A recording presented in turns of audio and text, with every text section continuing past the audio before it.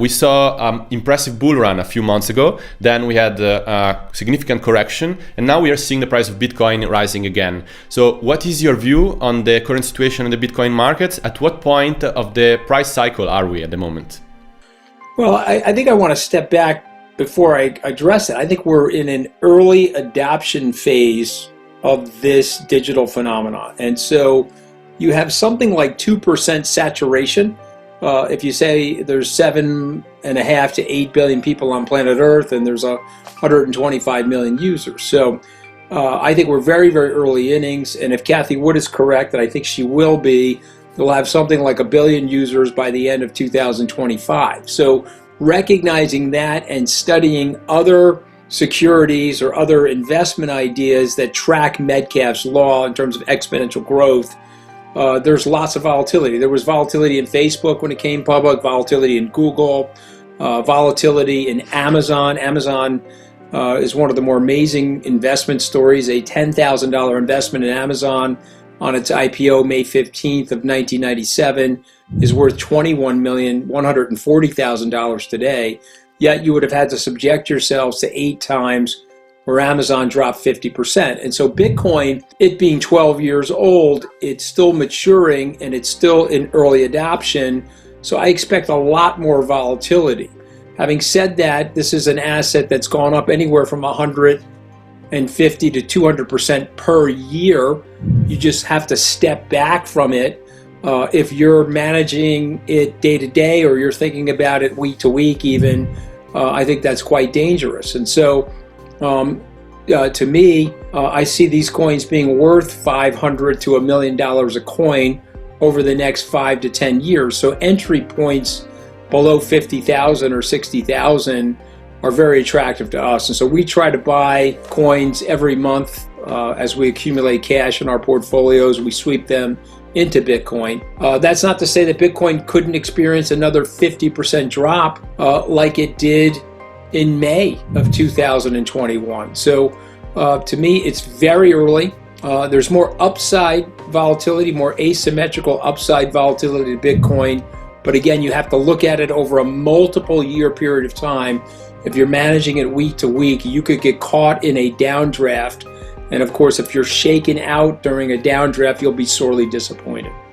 So now I would like to dive a little deeper into this comparison with Amazon you are making. So it didn't take Amazon 10 years to become a globally recognized company with a lot of use cases, while Bitcoin seems to be a bit slower because it's been already 10 years and we cannot say that Bitcoin reached mainstream adoption. Don't you think so?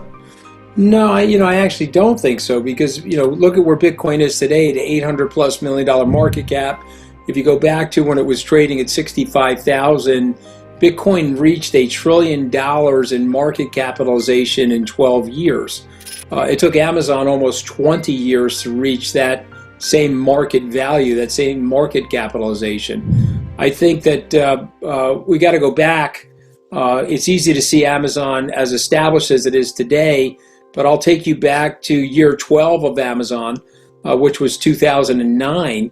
Amazon had dropped 90%. There was an article in the paper, Amazon being 12 years old, Amazon.bomb, that this company was not going to make it.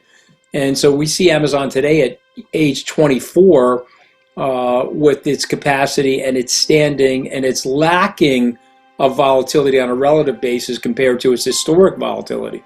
So, to me, Bitcoin is moving faster.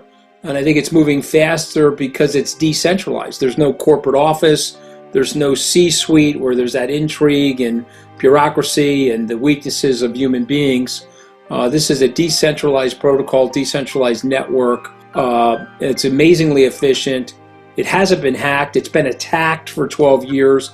There's been 8,400 or so coin competitors of Bitcoin, and yet Bitcoin remains the apex predator in the space. So I don't see it that way. I think it's moving faster than Amazon, Google, and Facebook, actually. And I can just prove it to you by the charts. Okay, so now I would like to talk about institutional adoption. After major players like MicroStrategy and Tesla getting involved with crypto months ago, we are seeing the institutional flow coming into crypto slowing down a bit. You also said that the institutional adoption story is overhyped. So can you expand a little bit on this thought? And when do you think that we are going to see the next wave of institutions coming into the space? Yeah, well, I do believe that, and that's also grounded in evidence. If you ask somebody like Larry Fink from BlackRock, he would say that his clients have very little to no demand for Bitcoin. If you go to the large-scale institutions, there's a general reluctancy to adopt. Now, the good news is we've had some recent wins in the community. Ray Dalio, who was a skeptic, now is an investor. Dan Loeb, running a $25 billion hedge fund, was a skeptic. He's now a Bitcoiner. Steve Cohen at 0.72, the same thing. And of course, there's Paul Tudor Jones and Stan Druckenmiller. So there's very smart people that have institutional scale assets that are in Bitcoin. But the very, very large pension funds, the endowments, the public employee retirement systems, I would say they have small to little interest in Bitcoin at this time. And I think that's a scalability issue. And it would be the same thing for many of those stocks that we just mentioned. Those FANG stocks today, which are making up trillions of dollars of the overall market cap and a very large weighting of the S&P 500, in the early days, as they were being adopted, very few institutions were willing to buy them. And so institutions have a tendency to be the latest of adopters to an investment story. And, listen, last year at this time, people were talking about institutions entering the market. There was a fever pitch of that discussion in January of 2021, but the evidence just hasn't borne that out. We don't have large-scale institutions. Now, the good news is many of the banks that were in the early stages skeptical of Bitcoin are offering Bitcoin products. Jamie Dimon, as an example, was once a critic of Bitcoin. They now have a series of Bitcoin and other crypto offerings at JP Morgan. That would be the same for Wells Fargo and Bank America. So the very good news is the process itself is starting, and the institutional demand, I think, will emerge. But if I'm guessing, I still think we're 2 to 3 years away from that. I would like to know, what is your price target for Bitcoin for the end of 2021?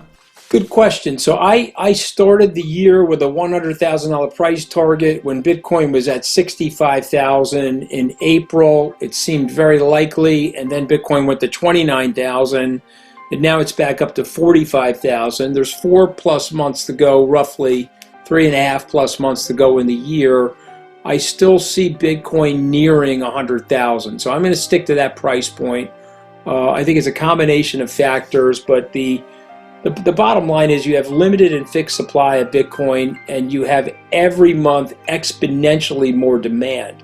And so as long as I see that, I see those prices rising. So we're going to stick with a $100,000 price target. Researchers at Skybridge Capital predicted that Bitcoin will reach 1 billion users by 2025. How are we supposed to get there? What does Bitcoin need in order to reach that benchmark? Well, on the margin, there's always some technical improvements. All of these cryptocurrencies are going through levels of upgrades. Bitcoin, the network, recently upgraded some protocols related to Bitcoin. But I actually just see it in terms of interest and demography. And so I'll just point out to you that our children, I have adult children, I have 5 children, some of them are young, but my adult children ages range from 22 to 29, and I can tell you that they're fully versant in Bitcoin and fully versant in what I would call the crypto ecosystem. Just imagine those people 10 years from now at 39 or 49, how conversant and how easy it will be for them.